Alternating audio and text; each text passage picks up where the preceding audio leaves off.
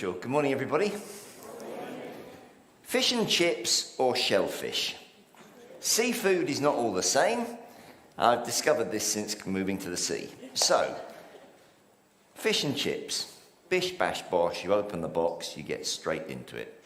Shellfish, now that's an altogether more technical deal. You've got to remove the legs, you've got to break open the shell, you've got to get in there and get the meat out. Just as a quick survey, fish and chips or shellfish, which would you prefer? Let's go for fish and chips first. Shellfish cuisine? Oh yes, the delicate palates are being seen there.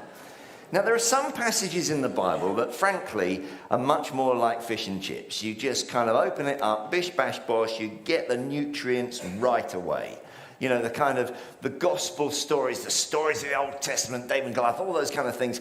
They're instant fish and chips. And then there are passages like 1 Peter chapter 2, which are a bit more like shellfish, to be honest. You've got to remove the shell to kind of get to the meat and understand actually what's going on. So this is quite a difficult passage of the Bible. So I'm so grateful to the prayer team for giving it to me this morning. As we start this prayer weekend, as we also start a new series, which I'll talk to you about in a moment. But let's just try and set the scene here, because this is Peter, not Paul, and he's writing from, he says enigmatically, Babylon, which frankly isn't much use, doesn't tell us where he was, but we do know that he's writing this letter to the people of Turkey. Followers of Jesus dispersed all over Turkey, and he's wanting to encourage them. And he's got Silas with him, and frankly, Silas saves the day because he was a very gifted writer, and so the Greek, the literature of 1 Peter that we've just been reading, is really rich, really elegant language, which Peter wouldn't have been capable of. So he was kind of dictating, and Silas is his scribe writing it down, and he's writing to these Christians all over Turkey to encourage them about their faith. And if we just take the shellfish analogy for a moment, there are some big ideas floating around in the background to this text, which we've got to kind of get our heads around before we can get to the meat of actually the wonderful things that this passage teaches. And the first thing to say is that there is a word play going on. Now, if you take the English word stone, S-T-O-N-E, 5 letters, and the word son, S-O-N, you've got the 3 letters that were in this 5-letter word, but it doesn't really work as a word play. You've got son and you've got stone. But in the Hebrew, I can already see that you're looking puzzled. Stick with this for a minute. We're just getting the shell off, right? In the background to this, in Hebrew, the word for son and the word for stone is just one tiny letter difference. The word in Hebrew for son is ben. The word in Hebrew for stone is eben. And it's really interesting that if you go through this passage, you can swap the word stone for son and it still makes sense. Because all the way through the Old Testament, there was this play on the 2 words. So in Samuel, it prophesied that the person who was going to build the temple with stone was the Son of God. Isaiah does something like that. Jesus does it too in Luke 12, I believe it is, where he's talking about the parable of the tenants, where the son is killed by the tenants. And then the next verse that Jesus talks about is this Jesus, the cornerstone. This wordplay is going on behind the scenes. That's why this passage so easily it switches between this inanimate object, a stone, and it is Jesus. He is the Son of God, because this wordplay idea is going on, even though it was written in the Greek. And the second thing that makes this passage difficult to understand is that there are 3 Old Testament quotes which really don't make much sense to us with our modern ears. But what Peter is desperately trying to do is he's trying to say to all the Christians in Turkey, everything the Old Testament looked forward to is utterly fulfilled and completed in the person of Jesus Christ. That's why all those passages are there. And Peter is going to go on to say, as we'll see in a minute, and that means we've got to completely rethink what it means to be Israel now, because Jesus has changed the game. So that's the second big idea, that all these Old Testament verses are talking about Jesus, the fulfillment of everything that the Jews had ever looked forward to. And then the third big idea is that if you were a religious Jew in those days, you understood the world like this, that at the center of the world there is Israel, and at the center of Israel there is Jerusalem, and at the center of Jerusalem there is the temple, and at the center of the temple is the Holy of Holies, and that's where God is. But their hope one day was that when the Messiah came, then God would come and re-inhabit Zion, that religious name for Jerusalem, that his presence would emanate out from the temple. That Jewish faith was living with that hope that God would return to the temple. And anybody who started to rebuild the temple was paving for the way for God to return. So bear that in mind, because that's floating around in the background. But then there are two other big ideas. And the first one is this, that Jesus has made the old temple utterly redundant. In AD 70, the temple was destroyed, but Peter was writing in the 60s, so the temple is still there, but Peter is saying what Jesus has done has completely made this building obsolete. When Jesus Christ was crucified on the cross, the temple in the curtain was torn from top to bottom, and God that Israel had been worshipping broke out of the box that they had put him in. The temple was now not the place where the world would meet God. The world would meet God through Jesus. It's a radical idea. And then the last idea floating around before we get to the meat of this passage is that actually Jesus, in his death and resurrection, swapped places with us. That anybody who is a Christian now, Jesus became who we are so that we could become who he is. He became death so that we could have his life. He suffered for our sin so that we could receive his glory. He has literally swapped places with us. Everybody with me so far? Okay, let's just move the shellfish to the side now. Now the meat, now we've got there, we can get to the meat. So I want to start with a question, and the text is going to come up on the screen, and you'll have your Bibles there in front of you, because I know you're all good Christians and bring Bibles to church. And the question is this, and I want you to talk about it, and I'm going to get answers from you in about a minute. How many different stones is Jesus referred to as in this passage? How many different types of stone is Jesus referred to in this passage? Okay? Now I can see people really concentrating. How many different types of stone is Jesus referred to in this passage?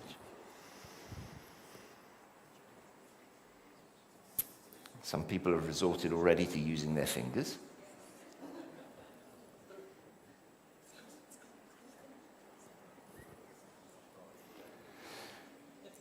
Okay, and when you think you've got an answer, talk to the person next to you, collaborate, and we'll get people to shout out some answers in a moment.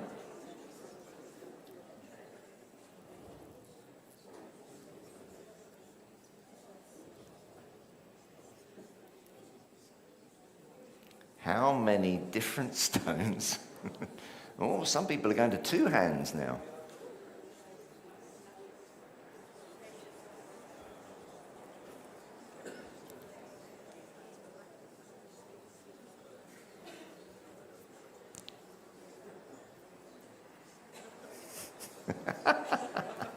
I'm really enjoying the expressions on people's faces here.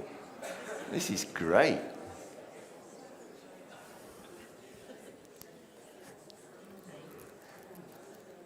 Okay. Anybody want to hazard a guess? 4. Good try. Like all encouraging teachers. Thank you, that's a great idea. Others? 9 or 10. 6.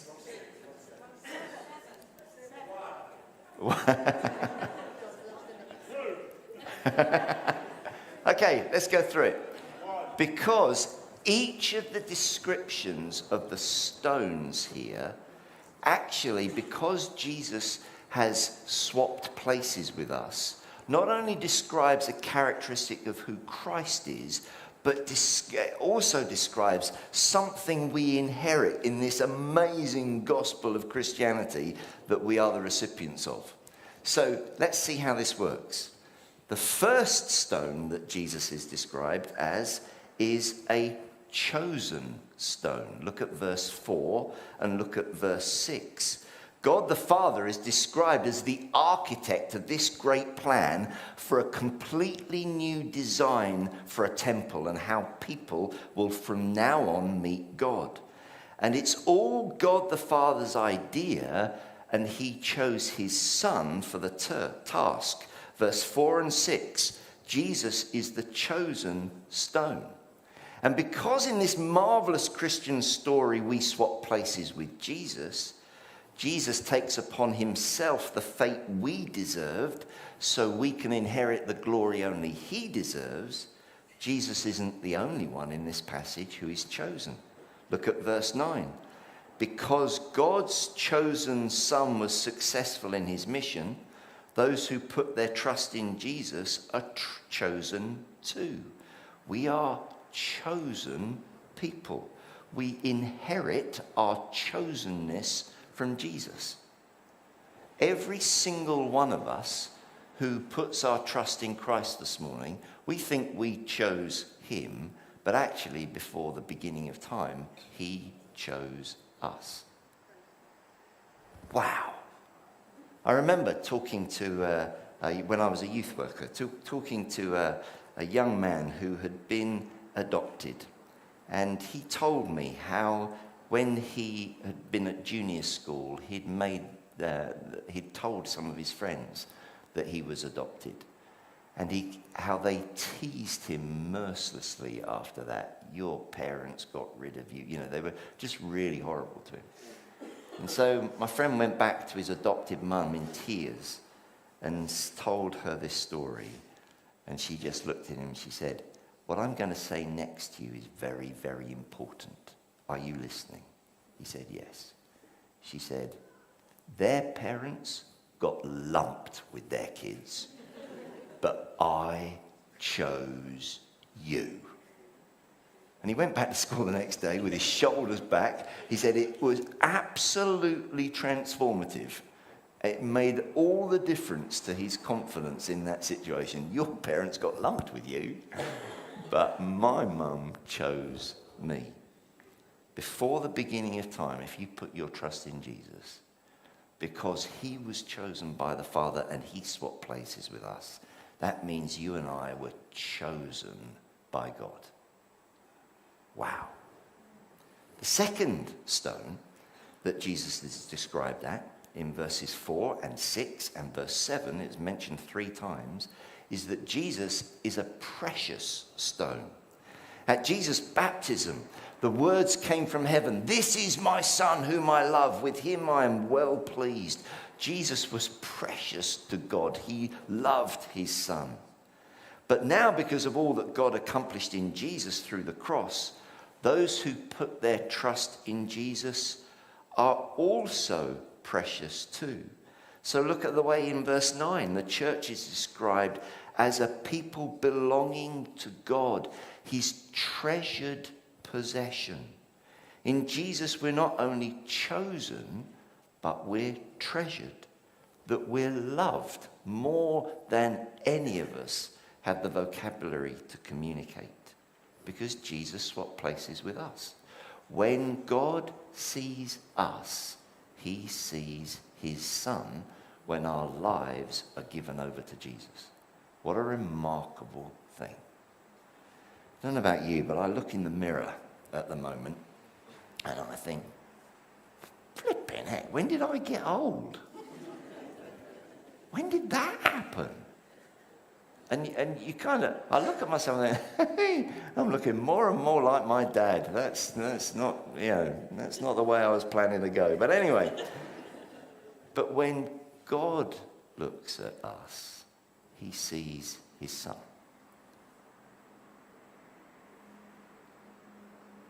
Just ponder that for a moment. All that love and delight and celebration we share in because of what Jesus has done for us. The third stone that Jesus is described as is that he's the rejected stone in verses 4 and 7.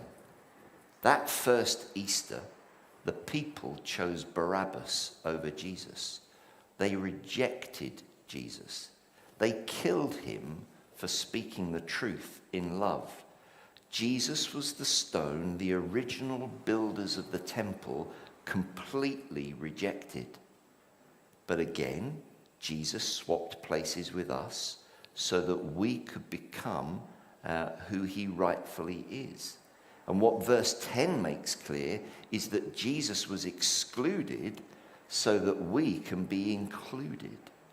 Once you were not a people, it says, but now you're the people of God. Once you had not received mercy, but now you've received mercy. Jesus was rejected so that we could be included. The fourth type of living stone that Jesus is described, the stone is described as a living stone. Verse 4. So Jesus was crucified. He was dead. But on that first Easter day, Jesus became the living stone. Death couldn't hold him and the grave couldn't constrain him. Jesus is alive. And as verse 5 makes clear, anyone who puts their trust in Jesus comes to him, we become like living stones too. The building blocks for God's plan to dwell on earth is not in a building, but it's in a people who follow Jesus. God's new temple architecture is biological. The fifth type of stone that Jesus is described as is a cornerstone. Now, it just so happens that recently I've got some personal experience of this. Because a couple of years ago, Keris and I became joint owners of a property, an old stone-built cottage in the Blackdown Hills in Devon, about an hour's journey from here. And we have a vision to develop that old cottage into a sanctuary and an academy for leaders.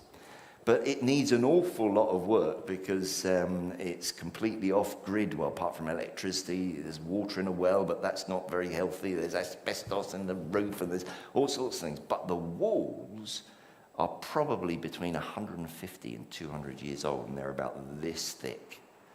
And we're having an extension built there at the moment, and the building regulations say that it's got to be 1.5 meters of foundations. This 200-year-old cottage has 0 foundations. They just got these massive stones and started to build. And one of the things we've had to do recently is we've had to uncover the cornerstone, because over time the hillside had come down onto the cottage and the cornerstone hadn't seen the light of day for about 50 years. And I've been digging it out and I've been thinking there's no foundations here. But digging around it, there's this enormous cornerstone off of which everything else is built in this cottage. This is what a cornerstone does. A cornerstone's weight and stability gives the building its foundation. Its size sets the capacity of what can go above it, and its edges set the angles and the levels for everything built around it. Everything follows on from a cornerstone of one of those old stone buildings. And that is how Jesus is described as the cornerstone of this new temple, the thing which everything else hinges on. Rejected by the people of the old temple, but now the cornerstone of a new temple. Not made out of inanimate rock, but made out of living people. Jesus, our foundation for everything we believe and everything we can become. Verse 10, we can receive mercy because Jesus has paid the price and is now the cornerstone of this living temple. We owe everything to Jesus if we're Christians. The sixth type of stone, some of you have already lost that game, haven't you? Oh, 6. And it's not the end yet. The sixth kind of stone that Jesus is described as is the capstone. Now, a capstone is the final stone. It's the ceremonial stone. It's the one that's laid last. And Jesus completes the church. That's what Peter's saying here. That's what the idea behind this phrase, the capstone. Jesus completes the church. He finishes it off. This spiritual house, he's the beginning of, the cornerstone, and he's the end of. He's the capstone. He's the Alpha and the Omega, the beginning and the end. The final one that completes the story. Jesus makes the old Jewish temple obsolete by starting and finishing the new one made out of not stones, but followers of his people. There's a real irony here. By their rejection of Jesus, the Jews had actually put the new capstone in place. And so because it starts and ends with Jesus, this new temple is living and in the process of being built with people who, because of Jesus, are collectively described in verse 9 as a chosen people, a royal priesthood, a holy nation, a people belonging to God. And again, those phrases, for those of us who have been church for a while, will kind of, just kind of roll off the tongue. But actually, there's some massive ideas here. Let me just take one of them because that's all we've got time for. We're described this new temple, the followers of Jesus, the presence of God in the world, the church, are described as a royal priesthood. All the way through the Old Testament, that was a contradiction in terms. The royalties, the kings and the priests had to be completely separate. That's why Saul lost his anointing as a king, because he started acting as a priest. Royalty and priesthood were kept completely separate. But in Jesus, royalty and priesthood came together, and because we become who he is, we are a royal priesthood. All that the Old Testament had kept separate comes together in Jesus and coalesces in us. We can reign with God one day, ruling over creation because of what Jesus has given us. But we also have a priestly role introducing people to Jesus. A royal priesthood is part of our inheritance of what it means to be Christian. Just turn to the person next to you and say, that really is amazing. Notify your faces about the awe and wonder of all this. And then the last thing, so I make it 7 stones. So if you made it more, Jesus is described as more than, who got 7? Yeah, okay, some very smug people. Mind you, there might be some people at the end who say there's another one that I've missed. But anyway, the 7th one is this. And it's Jesus, the stumbling stone, in verse 8. The trip hazard in modern parlance. There are many who continue to reject Jesus. And Peter insists that if you reject Jesus, you trip up in life.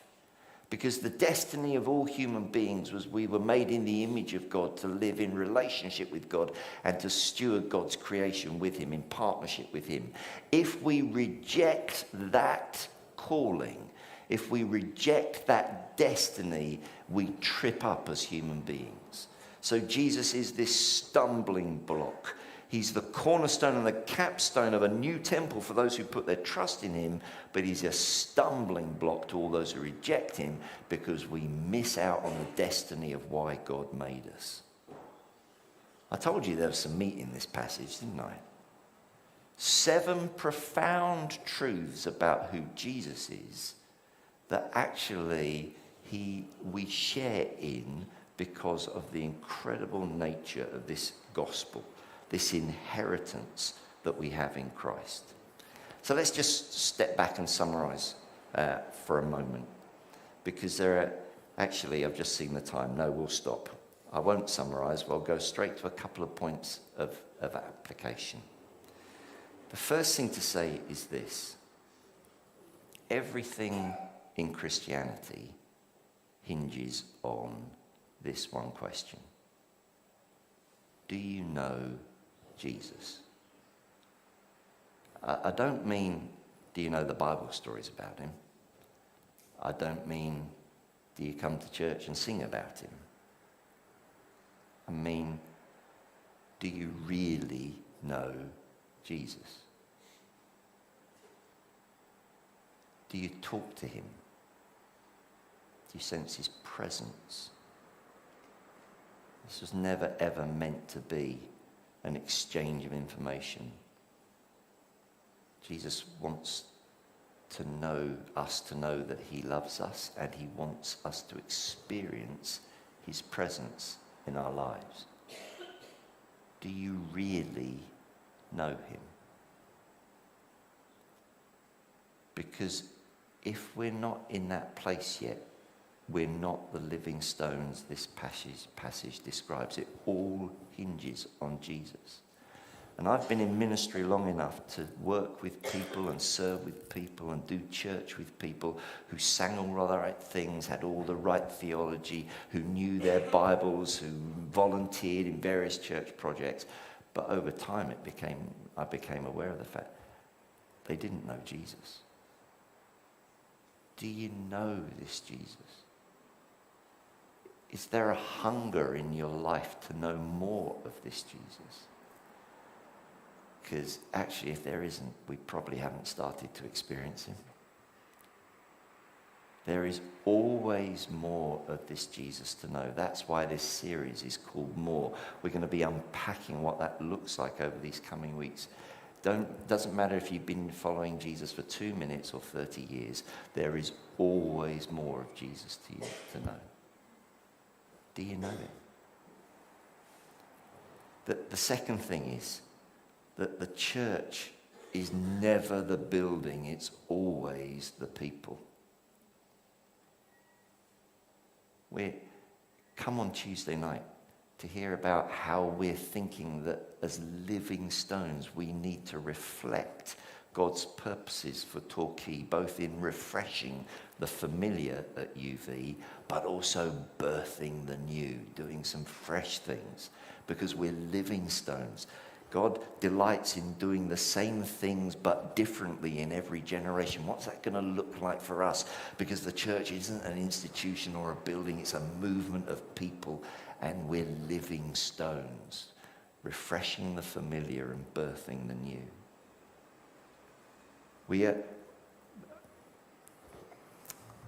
got lots more to say. I'll just finish with this.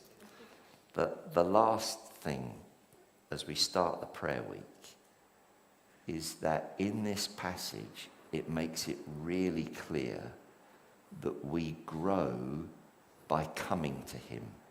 Look at verse 4. As you come to him, the living stone. Verse 5, you also, like living stones, are being built. We will grow as Christians. We will grow as a church. We will move on in the purposes of God as we learn to come to him. So, just grab your stone a minute. Take the stone that we were given earlier. This becomes symbolic of everything that 1 Peter talks about, that Jesus is this cornerstone, this living stone, the capstone, the precious stone, the chosen stone, the stumbling stone. This is who Jesus is, and he makes us into living stones. That Old Testament temple is obsolete. Guess what? It's in the followers of Jesus that God's presence on earth is met. We are the new temple. And we will only become that temple, that rebuilt new building where God's presence resides as we learn to come to him. So how are you going to come to him this week? See, we're all individual priests making up this temple. How are you going to come to him? Not somebody else. And how are you going to come to him? Not just a Bible reading, not just coming to church, singing a song. How are you going to come to him, the living stone, so that his life might imbibe your life. And that everything we say and think and do would be for the praise of his glory, so that people would meet God in us. That's the question as we start the prayer week. So let me invite you just to bow your heads.